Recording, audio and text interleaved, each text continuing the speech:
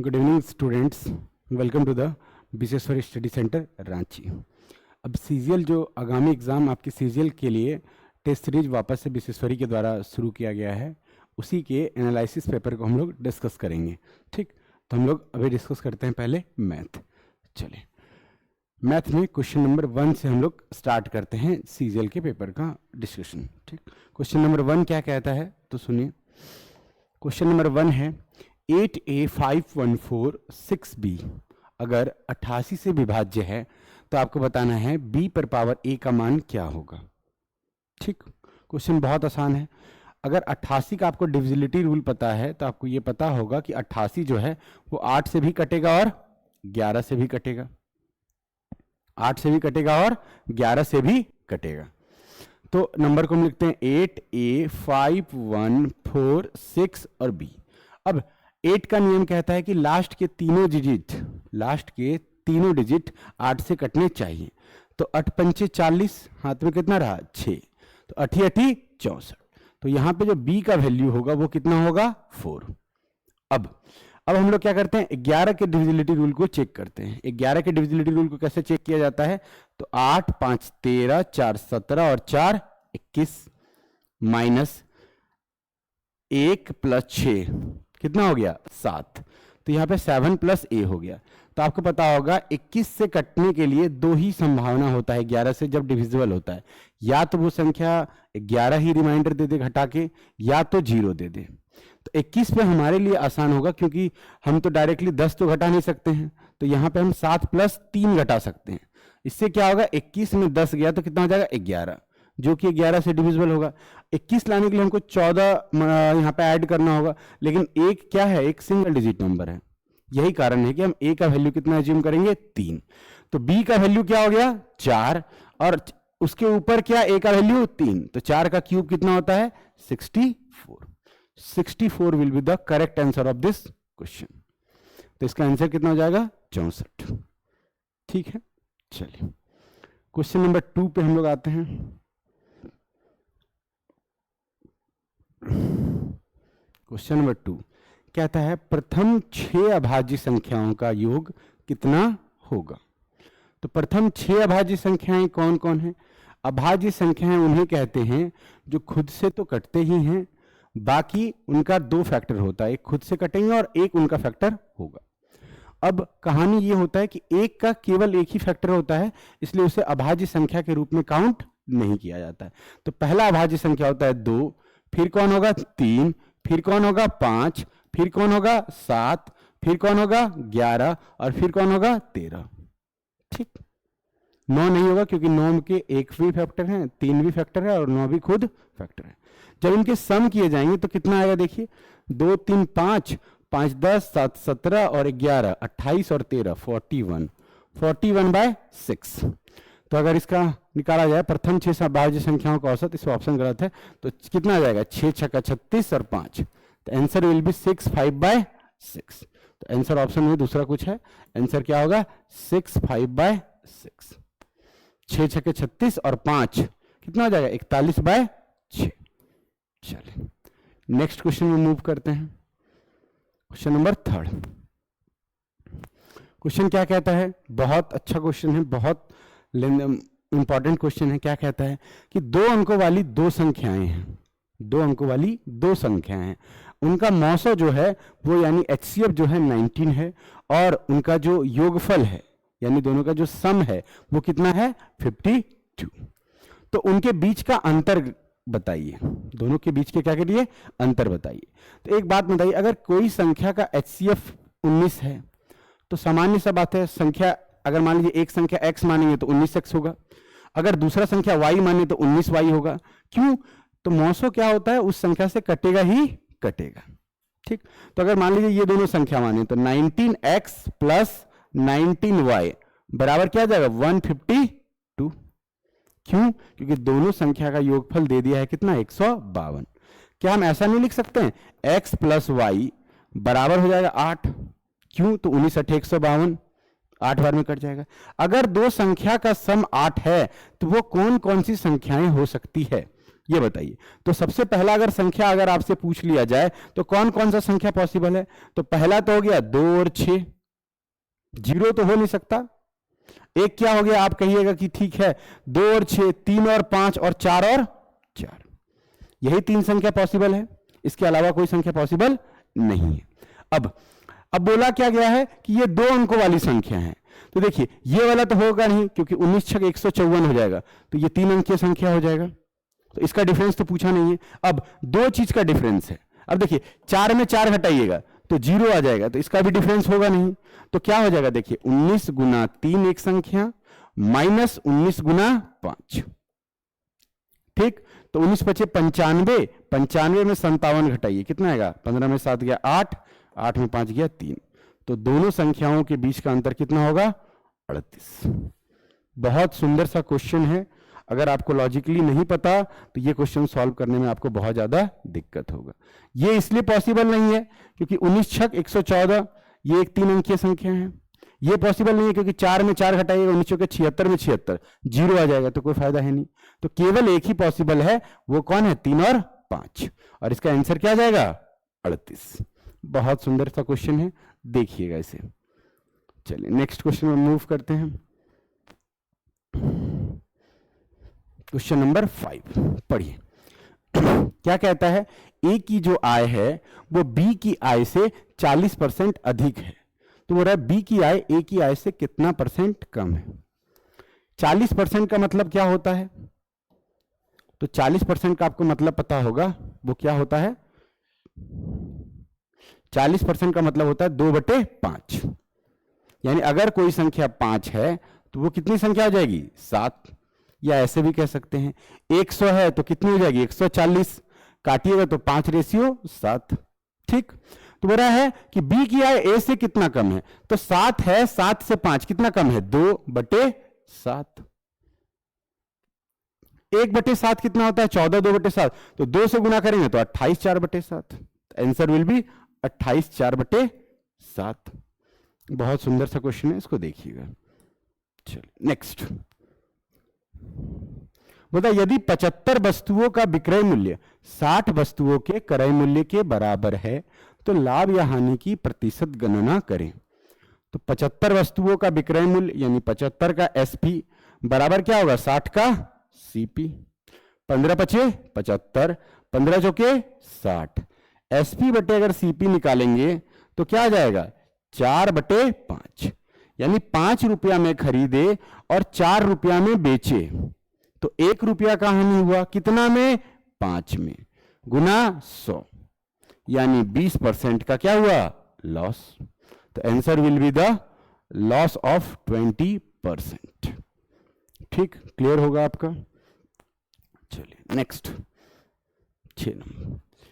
एक वस्तु का अंकित मूल्य 4450 है। यदि एक व्यक्ति 15% की छूट देने के बावजूद 15% का लाभ अर्जित करता है तो वस्तु का क्रय मूल्य बताएं। देखिए हम शॉर्टेस्ट मेथड बताते हैं जो आप कभी इस तरह का मेथड्स पे नहीं देखे होंगे। एक बात बताइए, यदि एक व्यक्ति ने 15% छूट दिया फिर भी उसको कितना परसेंट का लाभ हुआ, 15% का लाभ हुआ। तो एक्चुअली में अगर आपसे ये पूछ लिया जाए, ये क्वेश्चन में क्या है कि अगर कह रहा है कि 15% की छूट देने के बाद 15% का लाभ अर्जित करता है, तो यानी हमको 115 का वैल्यू है दिया हुआ है, 15% का लाभ गेन करता है। कितना का लाभ गेन करता है, 15% का। कितना है, 4450। लेकिन कब, एक व्यक्ति जब 15% छूट देता है तो 85% का हमको वैल्यू निकालना है। क्या ये समझ में आया? देखिए एक वस्तु का अंकित मूल्य 4450 है। यदि एक व्यक्ति 15% की छूट देने के बाद 15% का लाभ अर्जित करता है तो 15% का छूट दिया, कितना आ गया, 85%। ठीक, तो वो बोल रहा है कि 15% का लाभ कमाता है, तो 15% का लाभ यानी 115% का वैल्यू है 4450, तो 85% का वैल्यू क्या होगा। अगर इसको गुना करेंगे तो आपको देखने को मिल रहा होगा कि यहां पे आपको एक चीज मिल रहा होगा, 5 8 40 या 5 6 30, ये कितना गुना होगा। तो अगर इसका एग्जैक्ट निकालिएगा तो 115 का वैल्यू है 4450, काटिएगा तो निकलेगा 38.6 38.69, ये कितना गुना है 38.69, इसको भी गुना करिएगा 38.69, तो लमसम 40 गुना है। तो अगर एग्जैक्ट कैलकुलेशन करिएगा तो आएगा 3289, 3289। 115% का वैल्यू दिया हुआ है 4450, 85% का वैल्यू आपको निकालना है। ठीक, नेक्स्ट क्वेश्चन में हम लोग मूव करते हैं। ठीक, चलिए, या फिर इसको एक ऐसे भी बना सकते हैं कि अगर 15% की छूट, तो यानी कितना है 85, 15% की छूट देने के बावजूद कितना परसेंट कमा रहा है 115% कमा रहा है। तो 115% का वैल्यू दिया हुआ है 4450, तो 85% का वैल्यू डायरेक्ट निकालेगा तो आ जाएगा कितना 3289। देख लीजिएगा जैसे आपको अच्छा लगे। नेक्स्ट क्वेश्चन की ओर मूव करते हैं। क्वेश्चन नंबर 7, कोई व्यक्ति 8000 रुपया जमा करता है, वार्षिक दर है 8%। ठीक, कितने साल के लिए जमा कर रहा है 8 साल के बाद मिश्रण पूछा, यानी उसका पैसा कितना हो जाएगा। आप बैंक पे 8000 जमा कर रहे हैं, 8% का आपको इंटरेस्ट मिल रहा है, और 8 साल के बाद आपसे पूछ रहा है कि आपको बैंक से कितना पैसा मिलेगा। तो 8% 8% करके टोटल आपको कितने साल में मिलेगा 8 साल, तो 64% हो जाएगा। तो 8000 का 64% कितना होगा 64 गुना 8, 4 8 32, 5120 रुपया। 8000 आपका मूलधन था, जोड़ दीजिए कितना जाएगा 13120 रुपया। तो आंसर विल बी 13120 रुपया। कैसे निकाले, तो 8000 का डायरेक्टली हम लोग निकाल लिए 64%। क्यों 64% निकाले, क्योंकि 8% करके तो हर साल देगा, तो 8 साल देगा तो 64% इंटरेस्ट कमाइएगा। तो 8000 का 64% इंटरेस्ट कितना आ जाएगा 5120। 8000 आपका मूलधन था, तो आपको पैसा मिलेगा कितना 13120। नेक्स्ट क्वेश्चन क्या कहता है, देखिए, कोई धनराशि 6% की वार्षिक चक्रवृद्धि ब्याज से 2 वर्ष में 2,80,900 हो जाती है। तो एक बात बताइए, अब सिंपल इंटरेस्ट और कंपाउंड इंटरेस्ट में क्या अंतर है। अगर सिंपल इंटरेस्ट पे आप किसी को दे रहे हैं तो हर साल 6% वो आपको देगा, लेकिन कंपाउंड इंटरेस्ट ऐसा नहीं होता है। 6% दिया, अगला बार जो अगला साल होगा उस 6% का भी 6% का भी इंटरेस्ट लेगा, यही है कंपाउंड इंटरेस्ट। तो कैसे निकालते हैं, ए बी करके पहले निकालते हैं। मान लीजिए 6 + 6 गुना 6/100 यानी 12.36, ये इसका इंटरेस्ट परसेंट होगा। 12 नहीं बल्कि कितना होगा 12.36। क्यों, क्योंकि इसको कैसा किया जा रहा है कंपाउंड इंटरेस्ट पे किया जा रहा है। ठीक, तो 2 वर्ष बाद 2,80,900 हो जा रहा है। ठीक, यानी अगर कोई धनराशि 100 रुपया था तो ये कितना हो जा रहा है 112.36 का वैल्यू ये दिया हुआ है। तो आपसे पूछा है 100 का वैल्यू। ठीक, तो मात्र 12% बढ़ने से कितना हो जा रहा है आपका, कितना बढ़ जा रहा है, तो देखिए 2,80,900। तो इसका जब कैलकुलेट कीजिएगा 100% तो कितना आएगा 2.5 लाख। क्यों, देखिए अगर 2.5 लाख है तो 2,80,900 जाने में कितना लगेगा 30,600। 30,600 बढ़ा ना, देखिए 2.5 लाख था और 2,80,900 गए, तो यहां हो गया 30,900। 30,900 बढ़ा। अब देखिए आप इसका 12% कैलकुलेट कीजिएगा, 2.5 लाख का 12% 30,000 और 0.36 900। तो ऐसे करके एज्यूम कर सकते हैं आंसर क्या आ जाएगा 2.5 लाख। चलिए नेक्स्ट, इस क्वेश्चन को बनाइए, बहुत इंटरेस्टिंग क्वेश्चन है, बहुत आसान सा क्वेश्चन है। कहता है ए और बी का अनुपात 13:17 है। यदि ए में 15% बढ़ा दिया जाए और बी में 30% की वृद्धि हो तो रेशियो कितना होगा नया अनुपात। मान लीजिए अपने मन से हम 0-0 लगा दिए, उससे कोई दिक्कत है रेशियो में। 130 का 15% कितना होगा, तो 130 का 10% होगा 13 और आधा परसेंट कितना होगा 6.5। तो बढ़ के कितना हो जाएगा 130 में तो 13 बढ़ा 143.6 और फिर 6.5 बढ़ा यानी 149.5 और 170 का 30%, 70 तिया 51, 17 तिया 51, तो 51 बढ़ा तो 221 हो गया। अब इसी का रेशियो निकालें, इसका डबल कर दीजिए, रेशियो में गुना करिएगा उससे कोई मतलब नहीं होता है। 442 हो गया और 149 का हो गया आपका 298, 299। अब 13 से काटिए, 13 तिया 39, 13 चौके 52, 13 दूना 26, हाथ मेरा 3, 13 तिया 39, तो आंसर आ गया 23:34। आसान सा क्वेश्चन है, इसको देखिएगा। ठीक, क्वेश्चन नंबर 10 बोलता है कि ए में धातुएं का अनुपात है 5:2, बी में है इसका अनुपात 3:4, और बोलता है इसे सी में कन्वर्ट किया गया। ये ए पात्र है, ये बी पात्र है, और बोल रहा है कि दोनों को मिला के क्या बनाया गया, सी पात्र। किस रेशियो में मिलाया, तो बोलता है कि इसका 4 भाग लिया और इसका कितना भाग लिया, 5। अब ये बहुत ही आसान है, अगर इनका सम करके देखिएगा, 5 2 कितना आ गया, 7, 3 4 कितना आ गया, 7। अगर 7 आ जाए, दोनों का सम समान आ जाए तो कुछ नहीं करते हैं, अगर सम नहीं समान आए तब हम उसको बैलेंस करते हैं। ऐसे तो पहले से ही बैलेंस है, तो सिर्फ गुना कीजिए, 20:8, 15:20, तो आ गया 35:28। ठीक, अगर इसको काट लेते हैं, 7 5 35, 7 चौके 28, तो क्वेश्चन क्या पूछा जाता, मिश्र धातु सी में x का प्रतिशत क्या है, ये x है, ये y।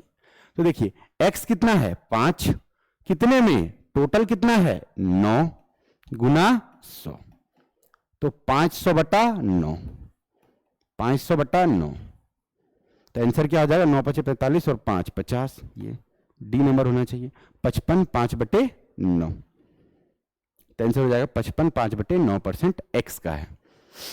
चलिए नेक्स्ट 11, ए बी सी 3 साझेदार हैं, क्या रेशियो है ए बी सी का, 5 3 और 6। ए का हिस्सा दे दिया गया है 1,92,380, पूछा है सी का हिस्सा कितना होगा, यहां पे ये पूछा है। तो देखिए इसमें ज्यादा कुछ नहीं करना पड़ता, अगर ज्यादा झमेला पे पड़िएगा तो फंस जाइएगा, लेकिन नॉर्मली अगर हम एक चीज को एज्यूम करें कि अच्छा बताइए 5 का ये गुणनफल है, तो या तो ये 5 दूना 10 हुआ होगा, या 5 3 15, अच्छा 0 को हटा दीजिए, रेशियो में 0 को हटा दीजिए, 5 के टेबल में 8 कितने बार में आएगा, ये बताइए, 5 के टेबल में 8 कितने बार में आएगा, बताइए ये कितना गुना है। अगर इसको कटा के देखिएगा तो गुना आएगा 3, 5 3 15, हाथ में रहा कितना, 4, 5 8 40, हाथ में कितना रहा, 2, 5 चौके 20, हाथ में कितना रहा, 3, 25 7 35, हाथ में कितना रहा, 1, 3 8 4 7 6 आएगा कि 2, देखिए तो 5 3 15, हाथ में रहा 4, 5 8 40, हाथ में रहा 2, 5 चौके 20, हाथ में रहा 3, 5 7 35, 3 5 36। अब लास्ट में कितना गुना हो रहा है, 6 गुना, तो 6 का भी अगर लास्ट में 6 गुना होगा, 3 8 4 7 6 अगर गुना करेंगे, तो एक चीज आपको तो ये समझ में आ रहा होगा कि 6 6 लास्ट का डिजिट क्या होगा, 6, तो आंसर क्या हो जाएगा, ये गुना नहीं करना है, बल्कि ये आप देख सकते हैं कि आंसर क्या होगा, 2,30,856। चलिए नेक्स्ट क्वेश्चन में आते हैं।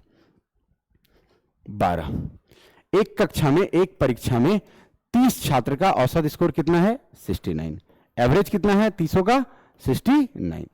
बाद में यह पाया गया कि एक छात्र का 58 के बजाय 88 के रूप में गलत तरीके से पढ़ा गया, यानी एक छात्र का स्कोर 58 के बजाय गलती से क्या पढ़ लिया, 88, तो पक्का है कि 30 नंबर तो एक्स्ट्रा पढ़ लिया। अब ये 30 नंबर 30 बच्चा का एवरेज में बटेगा तो 30, यानी नेट इफेक्टिव जो चेंज होगा वो कितना का होगा, 1 का। तो अगर 69 का था लेकिन एक एवरेज यहां पे डिक्रीज हो गया क्योंकि गलती से 30 नंबर बढ़ गया था, 30 बच्चा मार दिया, तो 69 में एवरेज एक घटा दिए, तो आंसर क्या हो जाएगा, 68। तो न्यू एवरेज क्या हो जाएगा, 68। बहुत सुंदर सा प्रश्न है। चलिए नेक्स्ट पढ़िए, आसान सा क्वेश्चन है। ए किसी काम को 10 दिन में, पी किसी काम को 10 दिन में, क्यू किसी काम को 15 दिन में। एलसीएम 30, तो 3 और 2 इसकी एफिशिएंसी, कोई दिक्कत। यदि उन दोनों ने 3 दिन तक कार्य किया तो 3 और 1 दिन में ये 3 कार्य कर रहा है, 1 दिन में ये 2 कार्य कर रहा है, तो दोनों मिलकर 1 दिन में 5 कार्य कर रहे हैं, तो 3 दिन में कितने कार्य करेंगे, 15। तो अगर 30 में 15 कर लिया तो बचा कितना, 15, यानी आधा काम बचा है। तो यही पूछा गया था कितना काम शेष है, तो आधा किया है, आधा बचा हुआ है। चलिए नेक्स्ट, 2 शहरों की बीच की दूरी 50 किलोमीटर प्रति घंटा की चाल से चले तो 7 घंटा लगता है। आप अपनी बाइक को 50 किलोमीटर की स्पीड से चला रहे हैं, 7 घंटा चलाइएगा तो टोटल डिस्टेंस 350 किलोमीटर चलेगा। लेकिन कहानी क्या कह रहा है कि बताइए कितना स्पीड हम बढ़ा दें ताकि 2 घंटा का समय बच जाए। पहले 7 घंटा लग रहा था, अब हमको कितना कवर करना है, 5 घंटा में। तो 5 घंटा में कर रहे हैं तो मेरा स्पीड कितना होना चाहिए, 70। लेकिन मेरा एक्चुअल में स्पीड था कितना, 50। तो कितना बढ़ाना होगा, 20, यही ना। Answer will be 20। तो 20 किलोमीटर और एक्सीलरेट कर देंगे बाइक को तो 2 घंटा बच जाएगा। ठीक, चलिए नेक्स्ट। मेरा कपिल धारा की विपरीत दिशा में 2.5 किलोमीटर की दूरी 15 मिनट में तय करता है। यानी ये धारा की दिशा मान लीजिए हम y मानते हैं, तो y क्या है, तो 2.5 किलोमीटर यानी 5/2 किलोमीटर 15 मिनट मतलब 1/4 घंटा। अगर इसको काटेंगे तो 2 2 खत्म, 5 दूना 10, यानी y का स्पीड कितना है, 10 किलोमीटर। ठीक, अगर हम y का निकालेंगे तो स्पीड कितना है, 10 किलोमीटर पर आवर, जो भी है। अब धारा की दिशा में मान लीजिए x, अप स्ट्रीम कितना था इसका, 10। अब धारा की दिशा में यानी डाउन स्ट्रीम कितना है, तो बोल रहा है कि 2.5 किलोमीटर यानी 5/2, कितना देर में, 8 ही मिनट में इसको कवर कर रहा है। तो 2 से 3 60 हो जाएगा, 150/8, 150/8 यानी कितना जाएगा, 75/4। तो आपका डाउन स्ट्रीम कितना है, 75/4 स्पीड, और अप स्ट्रीम क्या है, 10 किलोमीटर। ठीक, आपको पता होगा ये x + y हो गया और ये x - y हो गया। यानी ये नाव का, इसको अगर ऐसा लिखना चाहे ऐसा लिख देते हैं तो ज्यादा अप्रोप्रिएट होगा। ये हो जाएगा अप स्ट्रीम और ये हो जाएगा डाउन स्ट्रीम, यानी धारा के विपरीत दिशा में और धारा के दिशा में। चाल निकाल लिए, कोई दिक्कत नहीं। अब धारा के दिशा में कह रहा है कि कितना है, 75/4, और धारा के विपरीत दिशा में कितना है, 10। इसको जब सॉल्व करिएगा, काटिएगा x + y, तो 2x का वैल्यू जो भी आएगा, y का वैल्यू निकालिएगा तो आंसर आएगा 35/8। यही पूछा था कि y का वैल्यू क्या आएगा, निकाल लीजिएगा इसको, आंसर कितना आ जाएगा, 35/8। चलिए नेक्स्ट क्वेश्चन की ओर मूव ऑन करते हैं। 16 a + b क्या है, 10, और बोल रहा है 3/7, AB का 3/7 बराबर कितना है, 9। तो मेरे दिमाग में सबसे पहले आ रहा है कि हम उसमें कुछ पुट करते हैं।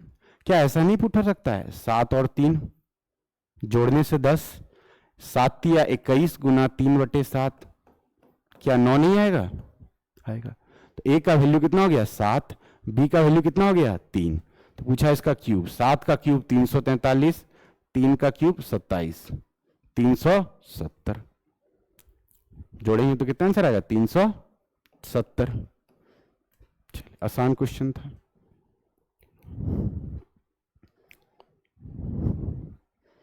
बुरा है, cos थीटा का वैल्यू क्या है, 1/√10। तो cos का जानते हैं हम, b/h होता है। तो आप ऐसा एक ट्रायंगल बनाइए जिसमें b कितना है, 1, और ये कितना है, √10, तो ये हो जाएगा 3।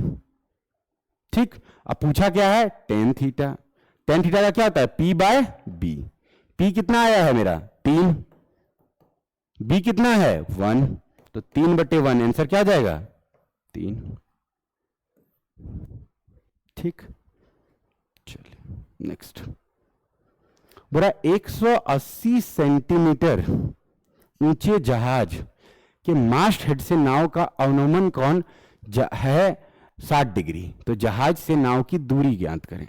देखिए एक है, ये क्या है, 180 सेंटीमीटर, मतलब 180 सेंटीमीटर जहाज है। ठीक, यहां से इसका अवनमन कोण यानी यहां कितना है, 60 डिग्री है। तो ये डेप्रिसिएशन एंगल भी 60 डिग्री होगा, उससे कोई मतलब नहीं है। ठीक, बोला जहाज से नाव की दूरी बताइए। तो यहां से पूछ रहा है, अगर ये ए है, ये बी है, ये सी है, तो ये पूछ रहा है। ठीक, आराम से हम इसमें लगा सकते हैं, अगर हमको निकालना है तो tan थीटा बराबर लगा देते हैं। tan थीटा बराबर आप जानते हैं क्या होता है, p/b। p कितना दिया हुआ है, 180, b कितना दिया हुआ है, निकालना है। tan थीटा का यानी tan 60 का वैल्यू क्या, √3। तो यहां से b निकल जाएगा, b √3 बराबर 180, b बराबर 180/√3। तो काटेंगे तो एक बार √3 3, 60√3 आंसर। ठीक, बेसिक तौर पे डायरेक्ट भी ज्यूम कर सकते हैं आप।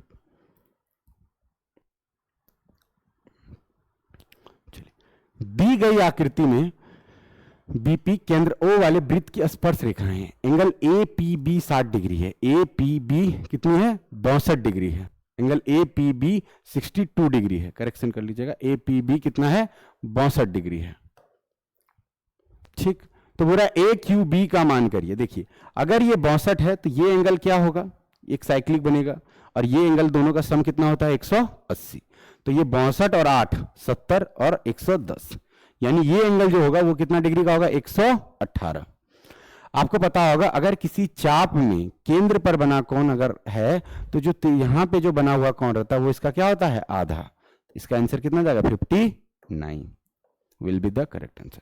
ए क्यू बी पूछा था तो ये कितना हो जाएगा? 59। ठीक, केंद्र पे बना कोण जो ये क्या कहते हैं, यहां पे जो बना कोण रहता है तो इसका क्या होता है? डबल होता है। तो ये 118 है तो ये क्या हो जाएगा? 59। चलिए नेक्स्ट क्वेश्चन और लास्ट क्वेश्चन। एक शंकु के तंबू के आधार की परिधि 66 मीटर है, तो 2 गुना 2 पाई आर कितना दिया हुआ है? 66। यहां से रेडियस निकलेगा, देखिए 22 दिया 66, रेडियस हो गया 21/2। अब पूछा क्या गया है? तंबू की ऊंचाई भी दे दिया गया है। ऊंचाई दे दिया कितना? 36। तो पूछ रहा बताइए तंबू में उपयोग किया जाने वाला कैनवास का क्षेत्रफल क्या होगा, यानी इसका वक्र पृष्ठ क्षेत्रफल क्या होगा। शंकु का वक्र पृष्ठ क्षेत्रफल क्या होता है? तो आपको पता होगा पाई आर एल। पाई का मान हो गया 22/7, आर हम लोग निकाल के रखे 21/2, एच हमें निकालना है। तो आपको पता होगा, अगर आप शंकु पढ़े हैं तो आपको पता होगा कि ये अगर एक शंकु है, अगर ये हाइट दिया हुआ है 36, रेडियस दिया हुआ है 21/2, तो ये कैसे निकलेगा? तो आप पढ़े होंगे एक ट्रायंगल में ट्रिपलेट लगा लीजिए। अगर ट्रिपलेट लगाइएगा तो 2 से सबको गुना कर दीजिए, तो ये 72 हो गया, ये हो गया 21, तो ये पूछा है। आप पढ़े होंगे 7, 24, 25, सबका 3 गुना करिए, तो 7 दिया 21 का आधा 21/2, 24 दिया 72 का आधा 36, तो यहां 25 दिया 75 का आधा होगा 75/2, तो यहां पे लिख देंगे 75/2। एल निकल गया हमारा। अब काट लीजिए, 7 दिया 21, 2 से 11, तो 33 गुना 75/2 करिएगा तो आंसर आएगा 1237.5। आंसर क्या आ जाएगा? 1237.5 सेंटीमीटर स्क्वायर। चलिए